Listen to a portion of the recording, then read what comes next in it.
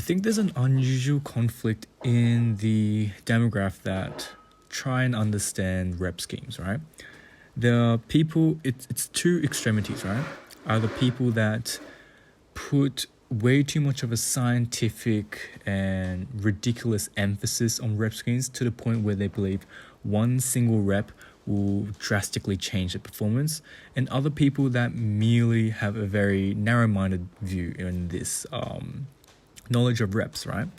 So I wanted to, confirm and bring down a premise, right?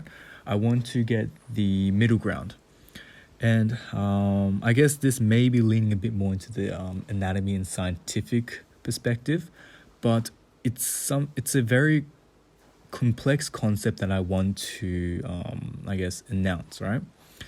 And essentially, the main point I want to bring through is the contraction of the muscle is not a very physical thing that we've, built a perception on, right? The contraction of the muscle is actually due to calcium, right? It's due to these chemicals binding onto receptors and allowing for an action potential or like the depolarization to occur for your brain, right? To tell that muscle to contract, right? So for your brain to tell your muscle to contract, it needs to undergo through multiple like stages and phases, right? So the first phase is probably it's like your neuromuscular junction where your action potential or like the information your brain is trying to wire to your muscle, it's telling your it causes an electric pulse, right? And this allows for the ion permeability of like sarcolemma, right? It allows for like a change to occur and thus for an ignition of the AP, right? And to actually understand that, you need to understand that like the contraction of a muscle is a sliding movement. It's called the sliding filament mechanism, right? And what actually occurs is when you're contracting the muscle, like the thin filaments, or you'll say the muscle fibers, right? They slide past the thick filaments, so it actually allows for like I'll go a bit scientific, but like the actin and the myosin to overlap to like a very strong degree, right? And that allows for the contraction and it allows for the shortening of the muscle, right?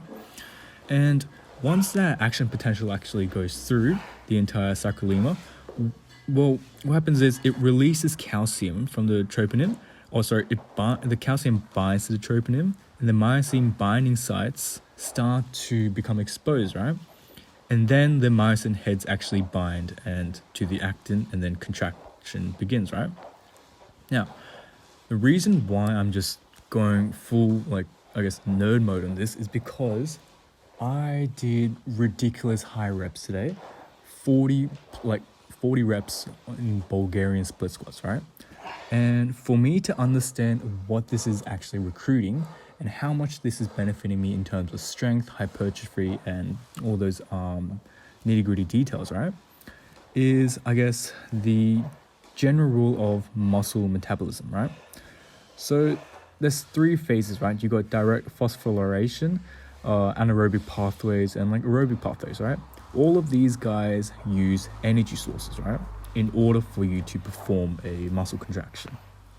So in short duration, or high intense exercises, like for example, lifting weights, you're using ATP stores from your muscle, and then you begin to form your own ATP once you use all your stored up things from like creatine, phosphates, and then like your glycogen stores and your glucose, it's broken down into glucose, and that becomes your anaerobic pathway, because that is like the production of lactic acid and the fatigue you feel from DOMS, right? Now, obviously, this isn't a state of aerobic pathways, right? Because you simply don't have enough time for you to recruit every single muscle fiber and use all your ATP in a generational field, right? Now, I feel like people are a bit naive on the understanding of fast twitch muscles and like the glycolytic muscles. You know, they're like slow oxidative, you got fast oxidative, all these stuff.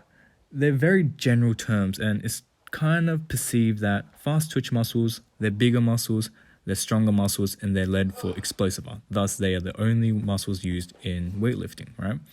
That's not necessarily the case. You have fast oxidative muscles, which are pink, and they're actually the in-between fibers between fast twitch glycolytic and slow oxidative fibers, right? And predominantly in those very explosive movements, you're really using the fast twitch muscles, which are very, or I guess is what you feel the fatigue most in, right? So essentially what I'm trying to point out is when I did these these very high rep Bulgarian split squats, right? I was going beyond simply using my fast twitch muscles. I was beginning to recruit a lot more of my other fibers, and it was really honing down on the hypertrophy work, right? It wasn't to the point of pure endurance and aerobic exercise, but it was implementing some form of endurance. And that was essentially my main experience from today. So yeah, that was basically it, and I'll finish it off here.